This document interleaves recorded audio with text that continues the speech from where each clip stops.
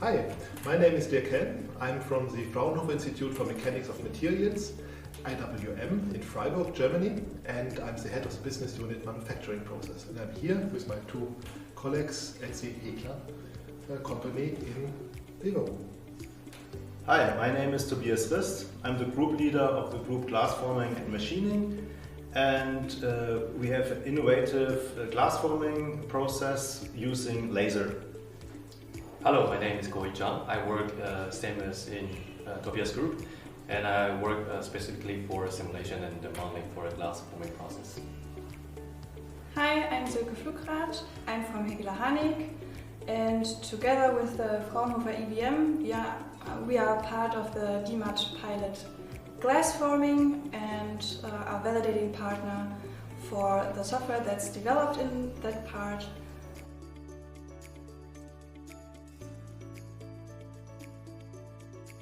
So my role in the project is that from the Fraunhofer IWM side, I'm the principal investigator, and I'm very glad that our department is contributing to the DiMAT project. Our role is twofold. On the one hand, we are developing or contribute to the developing of the suites, and on the other hand, we are involved in the glass bending or glass forming demonstrator. In the development of the suites, we are involved in the data and assessment suite of DiMAT, and we are developing the DiMAT Cloud Materials database. On the other hand, we are strongly involved in the second suite. It is about the modeling and design suite, and in this suite we are developing the tool DiMAT Materials Design Framework. And from our pilot situation, my colleague is the key developer in this field, and I would like to hand over to him. Yeah, so our pilot is called Innovative Glass Forming Process in Digital Environment, and our role is that we can further develop our innovative glass forming process with laser together with the DiMAT solutions.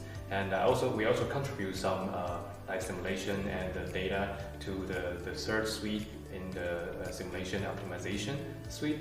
But my main purpose and the role in the project is a pilot working together with HEGLA-Hanic. Then we can validate our technology and provide insights to how we can further improve this technology using more materials data and simulation and so on. Yes, in addition to that, HEGLA-Hanic is bringing industry knowledge to the table. We know what the requirements of the customers are, and together with the Fraunhofer Institute, we developed the requirements for the DiMAT software and also the KPIs and business processes before and after DiMAT, and therefore we are the validating partner of the DiMAT software itself, so we can use that for the small and middle industry users in the field.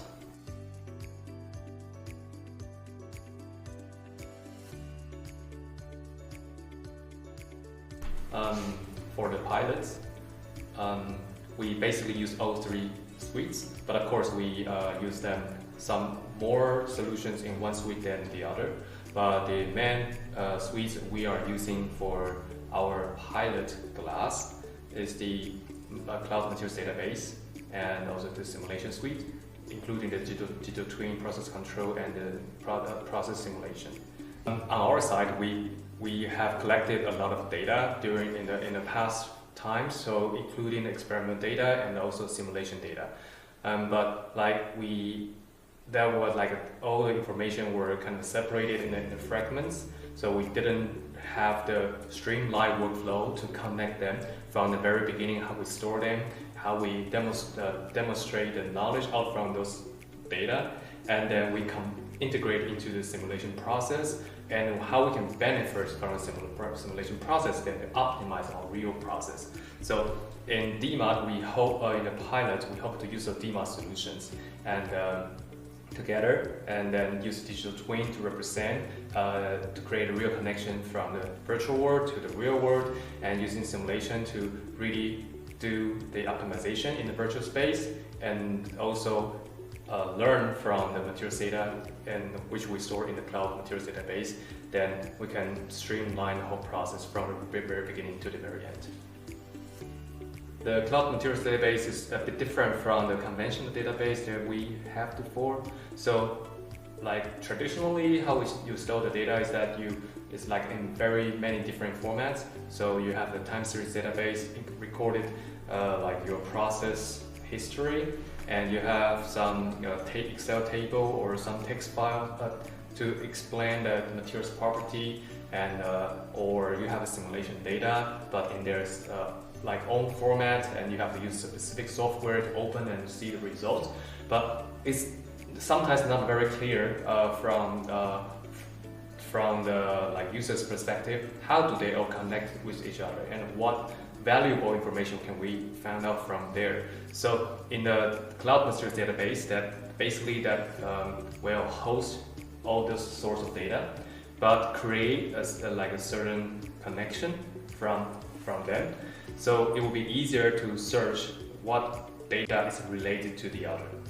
And further, then we can use another toolkit, which is the knowledge acquisition framework, and to represent. So if we need to perform, for example, this process with different type of glasses, and what do we need to be careful about? So for example, they have different physical properties, and they need to use different temperature, they can use different laser power, and if we have those physical relationships beforehand, then we can go to the real process and develop new process in an easier way than before.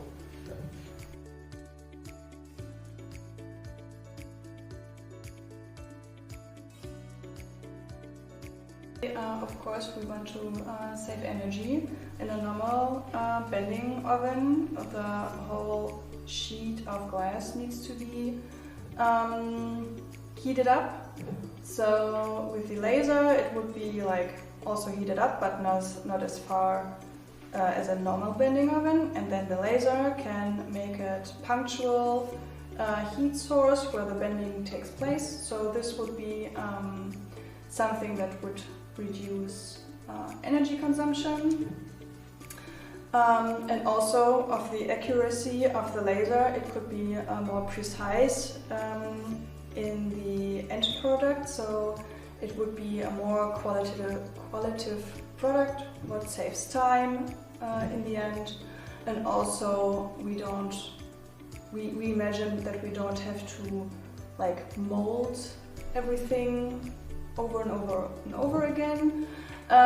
So we have, with the DiMAT toolkits and the digital twin, we have a model that we can simulate the reality, and therefore we reduce the waste. I think it would be good for the future, having in mind all the energy prices going up. So the customer could do something for the environment, and also so the product of bent glass is not as expensive. So maybe more customers can order things like that because it's getting cheaper because of those reductions in cost. So in the end, we hope for better results and quality and sustainability.